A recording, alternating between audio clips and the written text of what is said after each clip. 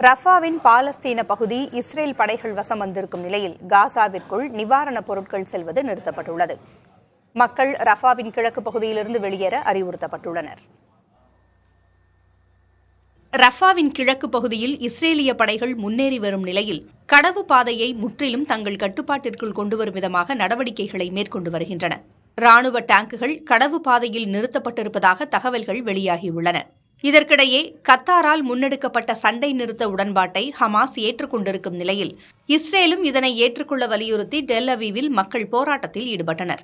இச்சண்டை நிறுத்த உடன்பாட்டை ஏற்றுக்கொள்ள பிணை கைதிகளாக பிடித்துச் செல்லப்பட்டவர்களை உடனடியாக விடுவிக்க நடவடிக்கை எடுக்க வேண்டும் என போராட்டத்தில் ஈடுபட்டவர்கள் இஸ்ரேலிய அரசை கேட்டுக் கொண்டுள்ளனர். இதனிடையே ரஃபாவின் கிழக்கு பகுதியில் உள்ள மக்களை அங்கிருந்து வெளியேறுமாறு இஸ்ரேலிய ராணுவம் அறிவுறுத்தியுள்ளது. புலம்பெயர்ந்த மக்களுக்கு உதவி வந்த சர்வதேச முகமைகளின் தற்காலிக முகாம்களையும் கிழக்கு பகுதியிலிருந்து வேறு பகுதிக்கு மாற்றுமாறு ராணுவம் அழுத்தம் கொடுத்திருப்பதாக கூறப்படுகிறது. தற்போதுள்ள சூழலில் மக்கள் அல்மவாசி பகுதியை நோக்கி நகர ராணுவம் அறிவுறுத்தியுள்ளது. அங்கு தற்காலிக மருத்துவமனைகள், குடில்கள் போன்றவை அமைக்கப்பட்டிருப்பதாகவும் மக்களுக்கு தேவையான மருந்து பொருட்கள் உள்ளிட்டவை கிடைக்க ஏற்பாடு செய்யப்பட்டிருப்பதாகவும் கூறப்படுகிறது. கிழக்கு ரஃபாவில் ஹமாஸ் அமைப்பினரை நோக்கி நடத்தப்பட்ட தாக்குதலில் இதுவரை பலர் கொல்லப்பட்டதாகவும் தகவல்கள் வெளியாகியுள்ளன.